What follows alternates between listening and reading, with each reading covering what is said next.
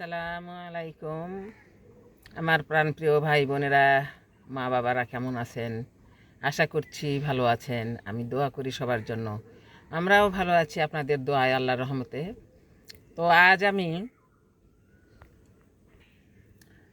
আমি পাঙ্গাস মাছ, বেগুন এবং কুমড়ো বড়ি দিয়ে রান্না করব। এই যে পাঙ্গাস মাছটা আমি আগে ভেজে নিয়েছি তেল লবণ মরিচ দিয়ে। এই ভেজে দেখাতে লাগলে ভিডিওটা আমার অনেক বড় হয়ে যাচ্ছে, ওই জন্য একটু সংক্ষিপ্ত করার জন্য আগে ওটা সেরে নিয়েছি আর কি। তো এই রান্নাটা করতে আমি এই যে কুমড়া বড়িটা আমি ভেজে নিয়েছি, বেগুন আমি কেটে ধুয়ে নিয়েছি, একটু বড় করে ঝোল করব। তো এই কুমড়া বড়ি, বেগুন, পাঙ্গাস মাছ ঝোল করতে আমার লাগছে পেঁয়াজ কুচি,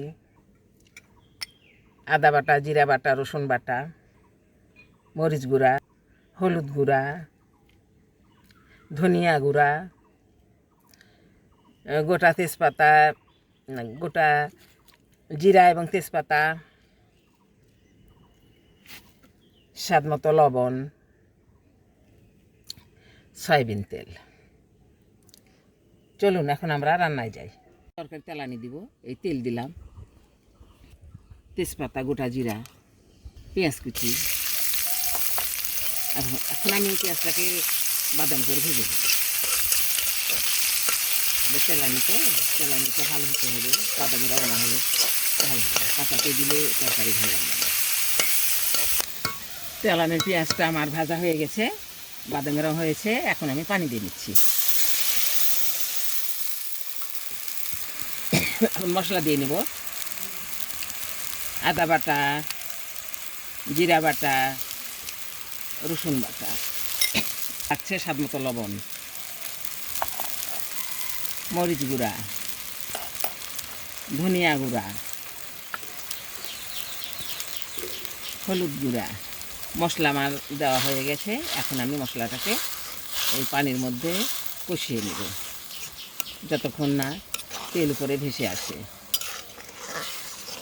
তরকারি কালানি আমার হয়ে গেছে। এখন আমি বেগুনটাকে দিয়ে নিচ্ছি।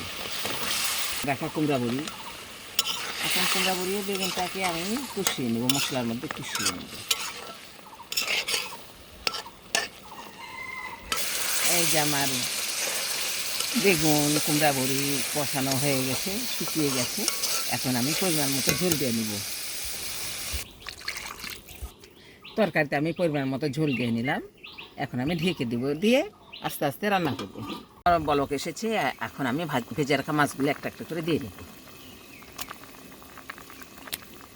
মাছ দিয়ে নিলাম, এখন একটু নেড়ে চেড়ে দিব, দিয়ে আরও রান্না করতে হবে। তরকারিটা হয়ে গেছে, নামিয়ে নিব। এই যে আমার পাঙ্গাস মাছ, বেগুন, কুমড়া বড়ি দিয়ে ঝোলটা হয়ে গেছে। তো আপনারা এভাবে ইচ্ছা করলে রান্না করতে পারেন, যদি রান্না না করেন কোনো দিন। এক এক জায়গার খাওয়া দাওয়ার স্টাইল এক এক রকমের।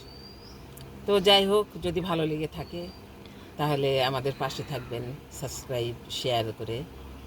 আপনারা সবাই ভালো থাকবেন, আমি দোয়া করি। আপনারাও আমাদের জন্য দোয়া করবেন, বন্ধু হয়ে পাশে থাকবেন। আল্লাহ হাফেজ।